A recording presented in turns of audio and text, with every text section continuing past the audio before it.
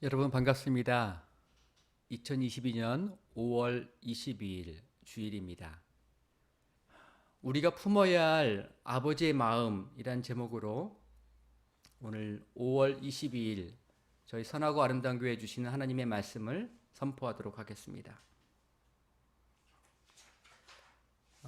요즘 이 시기처럼 작년과 올해처럼 아마 가장 핫 이슈가 되고 있는 단어가 있다면 공정이란 단어와 정의라는 단어인 것 같습니다. 지난 문재인 정권 때 그 출범 자체도 그 문제가 똑같은 문제였고, 문재인 정권의 출범 때에도 그와 같은 이슈가 공정을 세우겠다, 정의를 세우겠다, 부패를 일소하겠다는 마음으로 시작했던 것 같습니다. 촛불 집회도 마찬가지였습니다. 이제 다시 작년부터 올해까지 들어오면서 이제 신문지상에 많이 나오는 단어 중 하나가 있는데, 그것은 그냥 공정과 그냥 정의가 아닙니다. 본래 정의라고 하는 것은, 법이라고 하는 것은 누구에게나 정의로 하는 것을 다 압니다. 그 말은 무슨 말이냐면, 어떤 사람이 죄를 지은 사람이 있으면 그 사람의 신분에 따라, 그 사람이 갖고 있는 돈에 따라 법이 달라지는 것이 아니라 똑같이 적용되어야 한다는 것입니다. 가난한 사람이 죄를 지어도 같은 만큼을 벌을 받아야 하는 것이고, 심지어는 옛날 말로 왕의 아들이라 할지라도 그 아들의 신분에 따라서 법의 면제를 받는 것이 아니라 똑같이 벌을 받는 것이, 그것이 정의로운 것이라고 하겠습니다. 그것을 공정한 적용이라고 하겠습니다. 그런데 작년과 올해 가장 많이 나오는 단어가 있다면 그것은 선택적 정의라고 하는 단어가 신문지상에 그리고 뉴스미디어에 많이 나오고 있습니다. 선택적 정의라는 게 뭘까? 저도 잘 몰라서 살펴봤습니다. 살펴봤더니 그 법과 규칙의 잣대를 자기가 원하는 사람에게는 적용하지 않고 원하지 않는 사람에게만 적용하는 것. 그러니까 차별을 두어서 선택적으로 정의를 적용하는 것을 선택적 정의라고 한다고 합니다. 제 생각에는 다른 말로 표현하자면 편애라고 생각이 될 수 있겠습니다. 이것은 선택적 정의의 문제는 법으로 말하는 것이지만 일반 세상에는 편애의 문제가 훨씬 더 잘 드러나는 것 같습니다. 이것은 심지어 회사나 기업에만 있는 것이 아니라 가정 안에도 있기 때문입니다. 편애의 문제가 있습니다. 최근에 어느 장관이 지금 장관이 되기 이전에 한참 전에 절차적 정의의 중요성을 얘기했던 사람이 장관이 되었습니다. 절차적 정의의 중요성을 얘기하면서 그분이 하셨던 말은 뭐였냐면, 아무리 큰 죄를 어떤 사람이 지었다 할지라도 그 법리적 절차를 무시하고 무리한 수사를 하는 것, 그것은 절차적 정의를 어긴 것이고, 절차적 정의를 어기면 그것은 민주주의의 붕괴에 이르게 됩니다 라고 주장했던 사람이 있었습니다. 그분이 최근에 장관이 되었습니다. 절차적 정의의 중요성을 따졌지만, 주장했지만 그거는 정말 맞는 말인데, 절차적 정의를 중요하게 말했던 그 사람이 선택적 정의를 하고 있다면 그것은 정말 맞지 않는 것입니다. 나를 보호할 때에는, 그리고 내 편을 보호할 때는 절차적 정의의 중요성을 따지고 그것을 지켜야만 민주주의가 지켜진다고 말하고, 상대방 측을 공격하거나 기소하는 것은 선택적 정의를 따르고 있다고 하는 것은, 그것은 굉장히 악한 것입니다. 그것이야말로 요즘 가장 많이 나오는 단어 내로남불이라고 할 수 있겠습니다. 이것이 세상에서 지금 일어나고 있는 일들인 것 같습니다. 이것은 비단 지난 민주당에서만 그런 일이 발생하는 것이 아니라 국민의힘 당에서도 똑같이 발생하고 있는 것 같습니다. 내 편을 보호하고 상대방 편을 공격해서 이슈를 만드는 것, 상대방들어서 내로남불이라고 말하면서 자신은 내로남불하는 것들을 전혀 말하지 않는 그것이 세상인 것 같습니다. 그래서 그와 같은 내로남불의 모습을 바라보는 우리 국민들이나 시민들의 모습에는 그들의 말에 대해서, 주장에 대해서 공감하지 못할 때가 많습니다. 한편으로는 공감합니다. 그 말이 맞습니다. 그런데 너는 어떻게 하십니까? 라고 생각이 드는 거지요. 다 그 사람이 그 사람이야, 그놈이 그놈이다 생각하면서 거기에 대해서 실증을 내게 되고 보고 싶어 하지 않게 됩니다. 보고 싶어 하지 않게 되어서 결국은 무관심하게 되고, 무관심하게 되다 보니 그 사람들이 계속 그 일을 할 수 있도록 그렇게 일어나게 되는 것 같습니다. 안타깝게도 이것은 세상에서 일어나는 악한 일들인데, 이와 같은 일이 교회 안에서도 종종 일어나곤 합니다. 일어나면 안 되어야 하는데, 제가 부목사 생활을 해보니 그와 같은 일들을 많이 경험할 때가 있습니다. 규칙과 정의를 세웁니다. 이것을 함께 다 지켜야 한다고 말합니다. 그런데 그것을 지키는 그 대상을 때로는 내가 좋아하는 사람에게는 적용하지 않고 좋아하지 않는 사람에게는 적용할 때가 있습니다. 그와 같은 모습을 경험하면 그 일의 대상이 되었던, 그 일을 당했던 사람에게는 참 내가 이 교회에서 사역하기가 힘들구나 라고 생각하기가 참 쉽습니다. 만약에 교회 중직자들이, 교회의 리더십들이 만약에 그렇게 마음의 씀씀이를 품게 된다면 그 나라에는, 그 교회의 나라에는 하나님의 나라가 점점 더 작아지게 됩니다. 천국을 경험하기가 점점점 어려워지게 됩니다. 생각보다 이런 일들이 너무나 많습니다. 그래서 저도 부목사로 오래 있었습니다. 근데 제가 아는 많은 부목사님들이 대부분 다 똑같이 생각합니다. 그 부목사로 어느 누군가 담임 목사님의 친척이나 담임 목사님의 자녀가 오게 되면 그분을 가리켜서 뭐라고 하냐면 황태자라고 표현합니다. 다른 사람한테 말 못하지만 자기들끼리 말을 다 하는 거예요. 황태자라고. 그래서 담임 목사님이나 장로님들이 그를 편애해서 말하는 것을 어쩔 수 없는 것이라고 생각하곤 합니다. 다 그렇게 하는 것이지라고 합니다. 심지어 어떤 착한 분은 이렇게 말할 때도 있습니다. 부목사님인데요, 마음이 착합니다. 내가 담임 목사님이라도 그분을 더 아끼긴 할 것 같아요. 내가 담임 목사님이라도 내 아들을 더 편애하지 않겠습니까? 저는 그 마음이 이해가 되어서 이해하려고 합니다. 네, 참 착한 분의 말인 것 같습니다. 근데 문제는 그와 같은 것들이 일반화되고 통용이 된다면 그 교회에서는 하나님의 나라를 경험하기가 되게 어렵다는 것입니다. 천국을 경험하기가 되게 어렵다는 것입니다. 저는 이와 같은 일들이 한 교회 안에서 있을 뿐만 아니라 교회와 교회 간에도 경험되어지는 것 같습니다. 제가 봤던 어떤 글에 미국 교회 이야기가 있었습니다. 어느 지역에 제법 작지 않은 이 타운에 어느 교회가 교회 부흥을 위해서 건축을 준비하였습니다. 그 교회는 천천히 부흥하고 있던 교회였습니다. 재정적으로 안정적이었고요. 교회가 건축을 위해서 돈을 모아는 것도 제법 잘 되었습니다. 근데 문제는 한 가지가 더 발생했는데요.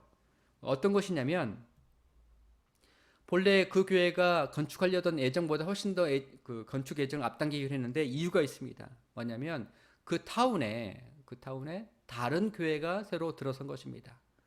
다른 새로운 교회가 생겼습니다. 게다가 많은 사람들이 그 교회로 가고 있습니다. 열심히 빨리 부흥하고 있습니다. 그 문제를 바라보면서 자기들이 원래 준비했던 건축 예정을 우리가 앞당기자라고 하면서 한 장로님을 모셨는데요.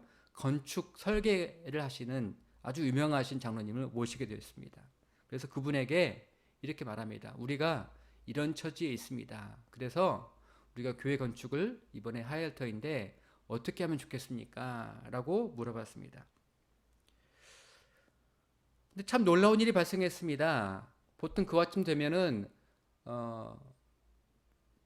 건축을 설계하시는 그 장로님들께서 어떻게 생각하시냐면 원하신 대로 제가 잘 설계해 드리겠습니다라고 끝날 터인데 그 장로님이 갑자기 물어봤습니다. 기도하시면서 물어봤습니다.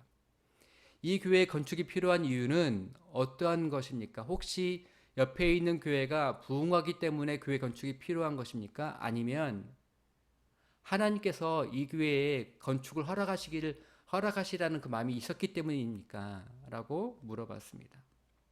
그 질문을 받고서 그 건축위원회에 들어갔던 장로님들이 곰곰이 생각해 봤습니다. 다른 교회, 새로 세워진 교회보다는 더 어떻게 건축해야 더 잘 성장할까 저희가 고민이었습니다. 그것을 해결해 주시기 바랍니다.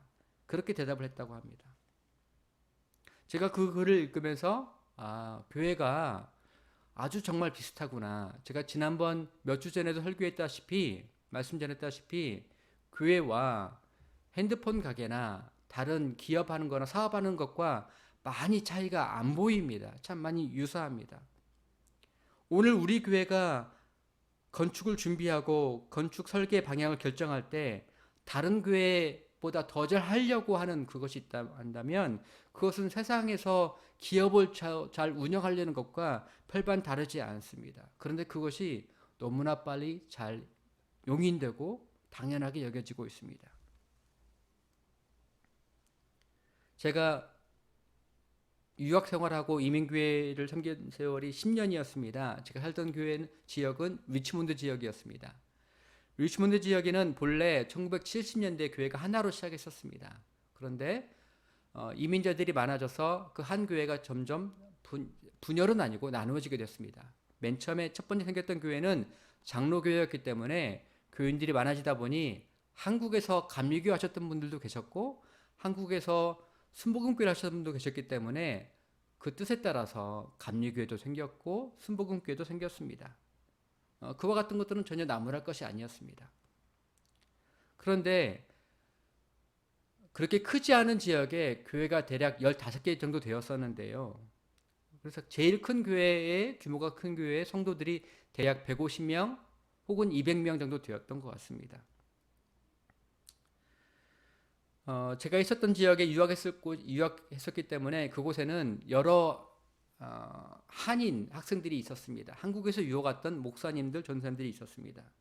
저도 마찬가지였고 다른 분들도 마찬가지였고 리치몬드 지역에 있는 여러 교회에 흩어져서 각 교회를 섬기고 있었습니다. 제가 한인 학생회 회장을 했을 때였는데요. 그때 함께 봉사활동을 했었던 다른 전도사님께서 제가 아닌 다른 교회에 사역자로 있었습니다. 제가 그분과 대화를 하면서 알게 된 것이 있습니다. 그 교회 담임 목사님께서 그 교회 장로님께서 다른 교회, 제가 있는 교회와 비교하여서 경쟁하고 있었다는 것을 알게 되었습니다. 그 교회는 요즘 어떤 프로그램을 하고 있니? 다른 교회 좀 알아봐봐. 학교에 가면 그 목사님들이나 전도사님 만나지 않아? 그 교회 규모가 요즘 어떠고 있는지, 수요 예배는 얼마나 모이는지, 주일 예배는 어떤 프로그램 하고 있는지, 성경 공부는 뭘 하고 있는지 한번 알아봐봐. 그래서 사실 매주는 아니어도 거의 매달 다른 교회에 진행되는 환경들을 보고하고 함께 준비하고 자기 교회는 어떻게 할 것인지를 열심히 토론하고 준비했던 것 같습니다. 그 열심히 한 만큼 성장합니다. 부흥합니다. 더 잘 됩니다. 하나라도 더 뭔가 프로그램을 만들려고 하고 어떻게 하면 다른 사람들이 우리 교회 올 수 있을까 인도할까 하는 마음 때문에 그래서 그런지 더 옵니다. 제가 그 전사님을 바라보면서 그 사역자를 바라보면서 얘기했습니다. 우리는 이런 마음 품지 않았으면 좋겠습니다. 나는 내가 볼 때 앞으로 향후 10년 동안 전도사님이 사역하는 교회가 더 부흥할 것 같아요. 아니 제가 보는 흐름은 그렇습니다. 지금 그 영적인 흐름상 전도사님 교회가 부흥하는 것들이 아주 타당해 보입니다. 저는 전도사님 교회가 지금보다 2배, 3배 성장했으면 좋겠어요. 라고 말했더니 그 전도사님께서 정말 깜짝 놀라시면서 목사님 그게 무슨 말씀이세요? 목사님이 섬기시는 교회보다 저희 교회가 2배, 3배 성장했으면 좋겠다고요? 아니 어떻게 그런 말씀하실 수가 있으세요? 라고 저한테 대답을 했습니다. 제가 그 전도사님한테 그 이유를 설명하기 위해서 전도사님을 축복하는 것이 곧 교회를 축복하는 거 아닙니까? 전도사님의 교회가 축복받아야 리치몬드 지역이 축복받는 거 아니겠습니까? 하나님의 축복이 전도사님 교회에 충만히 임해서 흘러넘치면 제가 있는 교회에도 복이 흘러오지 않겠습니까? 저는 그렇게 대답하였습니다. 그러면서 한 지역의 다른 지역의 사례를 말씀드렸습니다. 어떤 것이었냐면 애틀랜타 지역을 제가 설명드렸습니다. 애틀랜타 지역이 참 어려운 지역이었습니다. 이민자들이 모이긴 모이는데 그곳은 참 어려운 지역이었습니다. 지금은 정말 많이 성장하였지만 한 20년 전만 해도 그 지역은 그렇게 많지는 않았었습니다. 제가 있는 지역보다 많았지만 그래도 지금 있는 만큼 크지는 않았습니다. 근데 한 가지 특징이 있었는데 애틀랜타 지역은 제2의 사업을 꿈꾸는 지역이라는 말이 있습니다. 무슨 말이냐면 LA 지역에서 정착하여서 사업하다가 실패하신 분들, 시카고 지역에서 사업하다가 실패하신 분들, 뉴욕에서 사업하다가 실패하신 분들이 모이는 곳이 애틀랜타라는 소문이 있었습니다. 실제로 다른 지역에서 한번 하셨다가 오신 분들이 많다고 합니다. 그렇게 사업에 실패를 해서 다시 한번 재기를 꿈꾸시는 분들이 모이는 지역이 애틀랜타 지역이었는데, 그러다 보니 정말 애틀랜타 지역에는 한인들끼리 사기치는 일들이 참 많았습니다.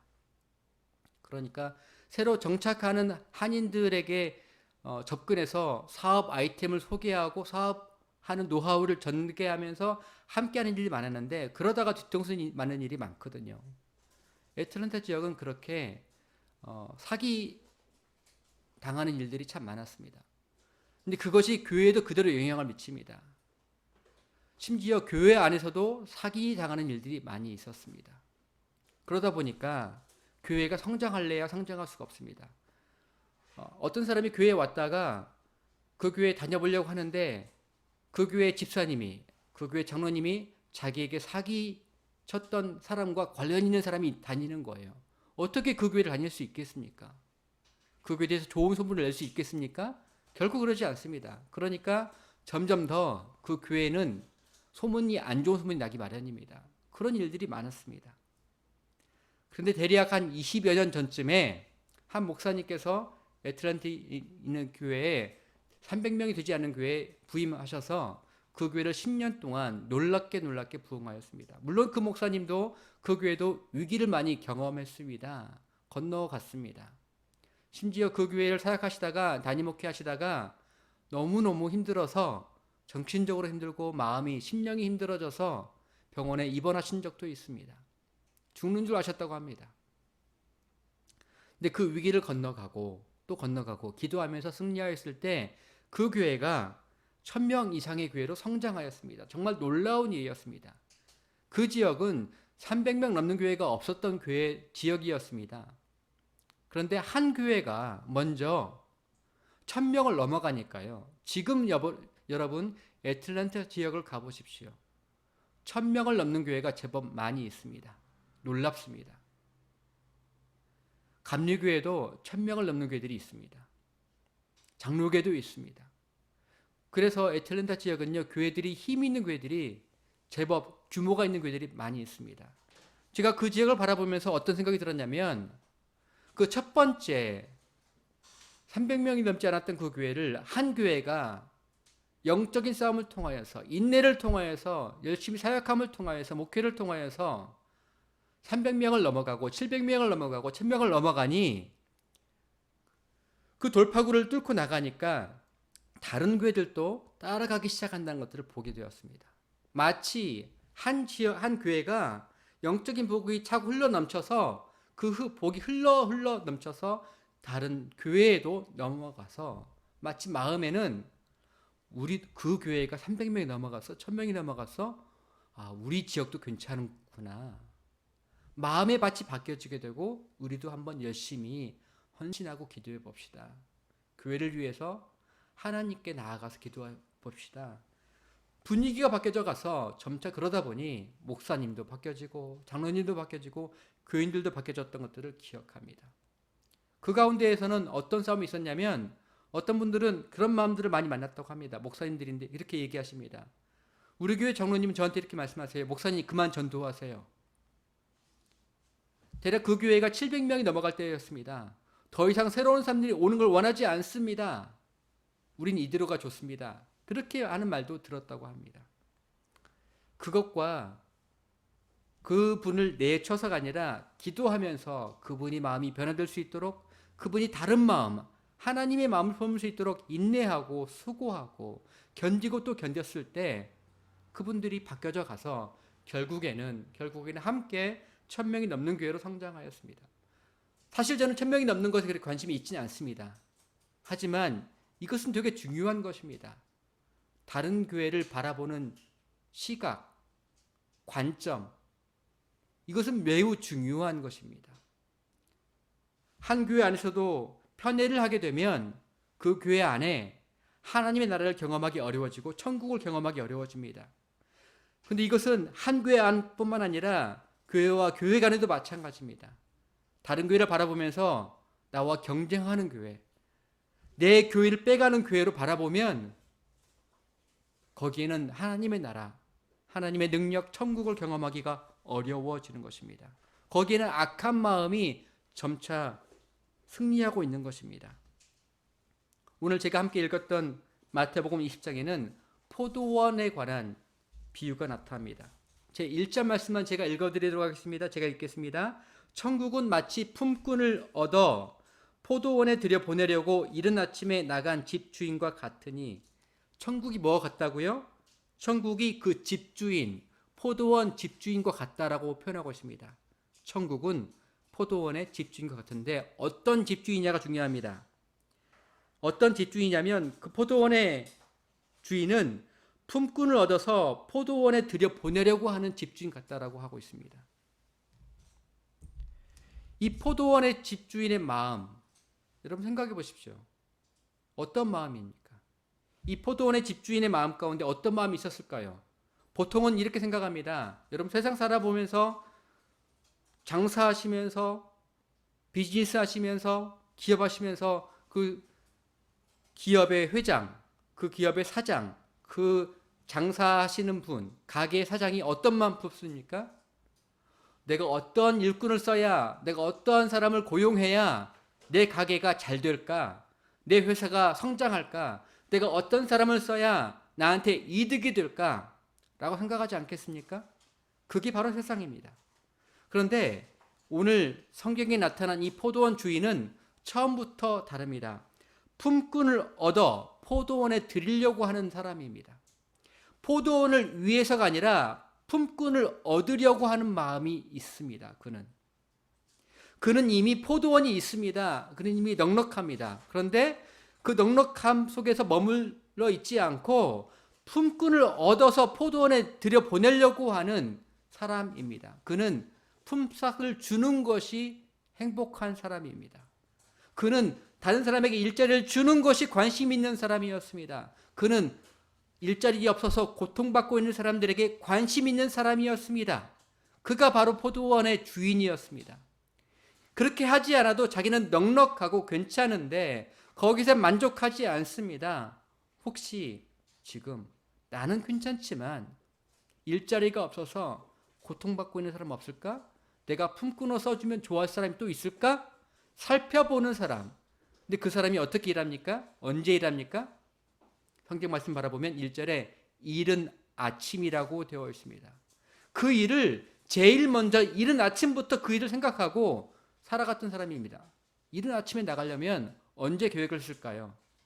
전날 밤에 계획했을 것입니다. 미리 계획해서 내일 아침은 내가 이른 아침에 일어나야겠다. 일찍 나가야겠다. 장터에 일찍 나가야겠다. 왜요? 품꾼을 얻어야 하니까. 그 품꾼, 일자리 없어서 고통받고 있는 사람에게 내가 일자리를 줘야겠다. 그 사람 먹을 것을 내가 마련해 줘야겠다. 그에게는 그와 같은 마음이 있었던 것입니다. 그래서 그는 성경 말씀 바라보니까 우리가 읽지 않았던 2절부터 9절까지 몇 번을 나간지 아십니까? 첫 번째 제3시, 두 번째 제6시, 세 번째 제9시에 나갑니다. 3번 나갔죠. 그리고 나서 제11시에 한 번 더 나갑니다. 하루를 마감하는 것이 언제 마감하는 거냐면 제12시에 마감합니다. 그러니까 이해가 되지 않는 것이지요. 3시에 나가서 일꾼을 구하는 것은 이해가 됩니다. 그래야 하루 품삯을 주는 게 맞지 않겠습니까? 그러면 왜 6시와 제9시는 왜 나갑니까? 시간이 많이 줄지 않습니까? 일거리가 많아서 그랬을까요? 서로 그랬다 할지라도 그러면 제11시는 나가는 게 맞지 않습니다. 고작 1시간 남았습니다. 1시간 남았는데도 불구하고 그는 품꾼을 얻으려고 다시 한번 장터에 나가서 누가 있는지 살펴보는 사람이 포도원의 집주인의 마음입니다. 세상에는 이와 같은 마음을 품지 않습니다. 세상은 누군가를 일을 쓰려고 할 때 나한테 도움이 되게 하려고, 나한테 유익하게 하려고 사람을 씁니다. 그런데 오늘 천국은 어디에 있느냐라고 하면 내 유익을 위한 것이 아니라 그의 유익을 위해서 살아갈 때 천국이 있다라고 말하는 것과 똑같습니다. 문제는 이와 같은 걸 똑같이 받았을 때 그의 마음은 다 달라진다는 것입니다. 제가 지난주에 창립 감사 예배를 드리면서 로마서 9장 말씀을 전했습니다. 로마서 9장 말씀에는 여러 가지 하나님의 주권에 관한 말씀이 있습니다. 저는 하나님의 주권에 관해서 참 많이 어려워했던 사람입니다. 그러니까 하나님의 주권이 불안했기 때문이에요. 일관적으로 보이지 않았기 때문입니다. 언제 나한테 함부로 하실까 걱정되었기 때문입니다. 나를 내가 원하지도 않는 곳에 보내시면 어떻게 해야지? 나는 악을 골짜기를 원하지 않는데 나를 거기로 보내시면 어떡해? 아마 이 예배를 드리시는 어떤 분들 가운데 헌신하지 않는 이유가 그런 것일 수 있습니다. 충분히 이해가 됩니다. 하나님께 헌신하면, 하나님께 순종한다고 하면 막 나를 힘든 곳에 보내면 어떡해? 그런 마음 드시지 않습니까? 저도 그런 마음 품어서 그와 같은 본문을 읽을 때마다 참 힘들었습니다. 하나님께서 말씀하시죠.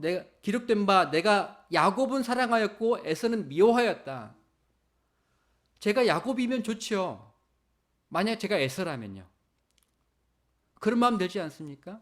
그래서 하나님 뜻을 하나님이 전능하시긴 한 것 같은데 하나님의 뜻을 정말 선하고 아름답게 받아들이기가 참 어려웠던 것 같습니다. 똑같은 마음을 저도 갖고 있었습니다. 그런데 성경 말씀 바라보니까 그게 그 뜻이 아니었습니다. 세상 사람들은 에서와 같은 생각으로 살아갑니다. 오늘 일반적인 포도원의 주인들이 자신의 이득을 위해서, 자신의 사업의 번창함을 위해서 사람을 썼던 것과 똑같이 세상에서는요, 에서와 같은 마인드로 살아갑니다. 에서는 인정받는 사람이었습니다. 에서는 탁월한 사냥꾼이었습니다. 에서는 용모도 좋았습니다. 체격이 좋았습니다. 그래서 에서는요, 아내가 3명이나 됐습니다. 인기가 있었습니다. 세상은 그와 같습니다. 그와 같이 용모가 출중하고 체력이 좋고 많은 것들을, 인기를 얻을 수 있으면 그 사람이 잘 되는 것이 바로 세상입니다. 근데 하나님은 뭐라고 말씀하시냐면 내가 야곱을 사랑하였다. 그 말씀은 뭐냐면 우리 마음에는 더 많이 일하는 사람이 더 많이 버는 게 당연하다고 말하는데 하나님은 나는 관심이 야곱 같은 사람에게도 관심이 있어 라고 말하는 것과 사실 똑같습니다. 사실은 하나님께서 하셨던 그 말씀을 예서가 깊이 생각하고 하나님 아버지의 마음을 품었다라고 한다면 예서가 나는 신체적으로 건강하고 사냥도 잘하고 인기도 많고 리더십이 있어서 많은 사람들이 나를 따라오는데 하나님 저한테 정말 많은 것들을 주셨는데 정말 너무너무 고맙습니다. 그런데 내 동생 야곱은 정말 어려워요. 사교성도 없고요. 사회성도 없어요. 다른 사람을 만나려고 하지도 않아요. 장막에서 안 나오려고 합니다. 하나님 어떻게 하죠? 하나님께서 내가 야곱을 더 사랑했어. 만약에 에서가 하나님 아버지 마음을 품었더라면 하나님 정말 고맙습니다. 제가 훨씬 더 많은 축복을 받은 줄 알았더니 사실은 내 눈에 어려워 보였던, 내 눈에 안타까워 보였던 내 동생 야곱을 하나님이 더 많이 사랑하셨군요. 하나님 정말 고맙습니다. 내 동생 사랑해 주셔서 내 동생을 선택해 주셔서 정말 고맙습니다. 라고 생각하고 축복했으면, 감사했더라면 정말 좋았겠지만 에서는 그러지 아니었습니다. 그거 당연히 내 거 아니야? 내 장자권인데 내가 더 많은 축복을 당연히 더 많이 받아야지. 내가 장자잖아. 내가 더 힘이 더 세고 내가 더 탁월한데. 그게 에서의 마음이었습니다. 그와 같은 마음에는 천국이 머물 곳이 없는 것이었습니다. 그랬을 때 그와 같은 얘기를 듣는 사람은 바로 유대인들이었습니다. 유대인들이 뭐라고 말씀하신지 아십니까? 제가 성경 말씀을 로마서 9장 말씀 준비했습니다. 로마서 9장 말씀을 바라보면 그들이 하는 말들이 있습니다. 로마서 9장 19절의 말씀입니다. 혹 네가 내게 말하기를 그러면 하나님이 어찌하여 허물하시느냐 누가 그 뜻을 대적하느냐 하리니. 이게 무슨 말이냐면 하나님이 야곱은 선택하시고 하나님이 이스라엘은 선택하시고 하나님이 에서는 버리셨고 하나님이 바로는 강팍하게 하셨으니 그러면 에서의 입장과 바로의 입장은 억울한 거 아닙니까?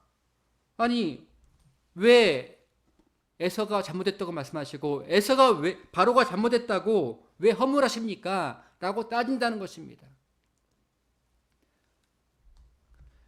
이 말을 듣는 유대인의 마음에는 아니 천국이 구원이 유대인에게만 있는 것이 당연한 거 아니겠습니까? 왜 그것을 다른 이방 민족에게도 넓히십니까? 말이 안 됩니다. 구원은 우리는 선민은 우리밖에 없습니다. 우리만 하나님의 율법을 지키지 않습니까? 라고 하는 것과 똑같습니다. 바로 그러할 때 감사함을 잃어버린 그들에게 하나님께서 말씀하십니다. 내가 내 것을 가지고 주는 것이 합당하지 않느냐. 내가 약한 자를 돌보는 게 내 뜻인데 선한 내 뜻을 네가 나무라는 것이냐라고 얘기하는 것과 똑같습니다. 나는 토기장이이다. 내가 한 그릇을 귀히 쓸 것도 말고 한 그릇으로 천이 쓸 걸 만든 것도 내 뜻인 것처럼 네가 바라볼 때 너가 볼 때는 축복받지 못할 대상인 그들, 이방민들, 하나님의 구원의 반열에 들어오지 못할 그들을 내가 구원하는 것이 선한 내 뜻이다. 내가 선함으로 네가 나를 허물하느냐라고 하나님께서 말씀하시는 것입니다. 오늘 똑같이 오늘 이 유대인들처럼 오늘 본문에서도 똑같이 이야기합니다. 오늘 마태복음 20장 10절 말씀 12절 말씀을 제가 읽어드리도록 하겠습니다. 12절 말씀 나중온 이 사람들은 1시간밖에 일하지 아니하였거늘 그들을 종일 수고하며 더위를 견딘 우리와 같게 하였나이다. 이것이 바로 그들이 품었던 불평하는 마음의 핵심입니다. 그들은 하나님께서 맨 먼저 자기들에게 대가를 주셔서 했는데 사실 그렇게 하지 않으셨거든요. 제11시에 왔던 1시간밖에 일하지 않은 사람들에게 하나님이 1데나리온을 주십니다. 하나님 정말 참 세밀하시고 섬세하세요. 참 만약에 생각해 보세요. 제3시에 와서 일한 사람에게 먼저 1데나리온을 주었더라면 그리고 그걸 보냈더라면 불평을 안 들었을 겁니다. 받고 갔으니까요. 약속한 대로 받고 갔으니까요. 그러면 제3시에 제일 먼저 정말 많은 시간을 일하고 간 사람이 1데나리온을 받았으면 그걸 바라봤던 제11시에 왔었던 사람들은 어떤 마음 품었을까요? 아, 나는 저것에 10분의 1밖에 못 받겠구나. 이 생각하지 않겠습니까? 근데 하나님은 먼저 제11시에 왔던 사람, 그 사람부터 부르셔서 그래, 내가 너한테 1데나리온 줄게. 너희 가족을 데리고 먹고 살렴. 걱정하지 마. 안심해. 하고 위로하고 보내신 겁니다. 그게 하나님의 세밀하심이고 섬세하심이고 그 기다리고 있을 하루의 품삯이 필요해서 가족을 먹여 살릴 그 사람들을 위한 하나님 아버지의 마음이셨는데 제3시에 왔던 사람의 입장에서는 그런 것이 아닙니다. 1시간밖에 일하지 않았는데 1데나리온씩이나 받아? 그럼 나는 얼마나 받는 걸까? 와, 땡 잡았다. 그들의 마음에는 일하지 않고 버는 것을 복으로 여기는 마음이 있는 것입니다. 아니 내가 일을 했는데 내가 일을 한 것이 이 사람보다 내가 몇 배를 더 했으면 더 많이 받는 게 당연하지 않겠어? 다 그건 내 것이야 하는 마음이 있는 것입니다. 사랑하는 예배자 여러분, 형제 자매 여러분, 하나님의 마음을 품지 않으면 천국을 경험할 수가 없습니다. 우리 세상에 살면서 그리스도라고 믿으면서 세상 속에서 경쟁에 서서 남기 위해서 살다 보니 아버지의 마음을 품지 못할 때가 있습니다. 예수를 믿는다고 말하지만 그리스도를 따르지 않으면 그리스도의 마음을 알지 못하면 예수를 닮아갈 수가 없습니다. 예수를 믿는다고 말해도 그리스도를 따라가야만 그 마음을 품어야만 예수님을 닮게 됩니다. 오늘 말씀을 마무리하면서 우리 함께 이 마음을 품기를 원합니다. 이 마음은 우리 스스로 품기에는 합당하지가 않습니다. 우리는 이런 마음 품어지지가 않습니다. 우리는 내 것이 더 중요하기 때문이고 내 권리가 더 중요하기 때문입니다. 다른 사람에게 무엇이 필요한지를 바라보는 것이 아니라 내게 필요한 것들을 먼저 바라보기 때문입니다. 사랑하는 예배자 여러분, 여러분들께서 여러분의 자녀를 축복하실 때, 키우실 때 그와 같이 키우셨으면 좋겠어요. 내 아들아, 내 딸아, 네가 먹고 살 수 있기를 바래. 그런데 나는 너가, 내 아들이, 내 딸인 네가 너만 먹고 사는 것에 멈춰 있지 않기를 바래. 너를 통해서, 네가 하는 사업을 통해서, 네가 하는 일자리를 통해서, 네가 일구는 기업을 통해서 다른 사람들이 일자리를 얻었으면 좋겠어. 저는 그 마음을 여러분의 자녀에게 가르칠 수 있기를 바랍니다. 그 마음을 자녀가 품고 그 마음으로 돈을 벌고 그 마음으로 사업을 할 때, 자리를 지킬 때 그 사람을 통해서 하나님의 나라가 보여지고 경험될 것입니다. 전 선하고 아름다운 교회도 마찬가지입니다. 저희 교회를 통해서 다른 교회 다니는 분들이 많이 그 교회를 떠나서 우리 교회 오는 것을 전혀 바라지 않습니다. 우리 교회를 통해서, 아니 이곳에 계시는 한 분 한 분들의 예배자를 통해서 우리의 마음의 밭이 이 포도원 주인의 마음을 품어서 품꾼을 찾는 그 마음으로 살아갈 때, 내가 갖고 있는 경제적인 여유를 통해서, 내가 갖고 있는 봉사와 섬김을 통해서 누군가가 먹고 살고 누군가가 희망을 볼 수 있도록 섬김을 통해서, 그것을 통해서 이 교회가 성장하고 부흥할 수 있기 원합니다. 이곳에 와서 하나님을 경험하고 천국을 맛볼 수 있기를 원합니다. 그렇게 기도했으면 좋겠습니다. 여러분 자녀를 먼저 축복했으면 좋겠습니다. 하나님, 사랑하는 내 아들, 사랑하는 내 딸이 이 포도원 주인의 마음을 알 수 있도록 도와주시옵소서. 자기 자신만 아는 그와 같은, 자기 본인만 먼저 앞세우는 그와 같은 자가 아니라 하나님 아버지의 마음처럼 세밀하고 섬세하게 그를 돌보고 축복하고, 그래서 정말 복을 본인이 정말 많이 받아서 복의 근원이 되어서 그를 만나는 사람마다 그들에게 복이 되는 사람으로 주님 내 자녀를 인도하여 주시옵소서 라고 축복 기도했으면 좋겠습니다. 더불어서 선하고 아름다운 교회도 복의 근원이 되는, 아버지의 마음을 품어서 품꾼을 찾는 교회가 될 수 있도록 그렇게 기도했으면 좋겠습니다. 함께 같이 기도하시겠습니다.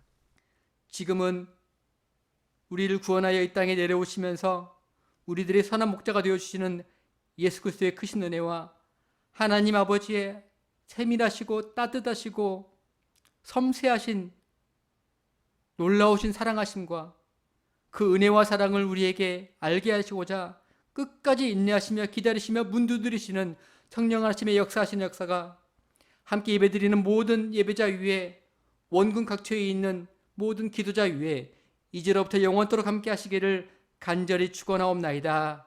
아멘. 예배를 마쳤습니다.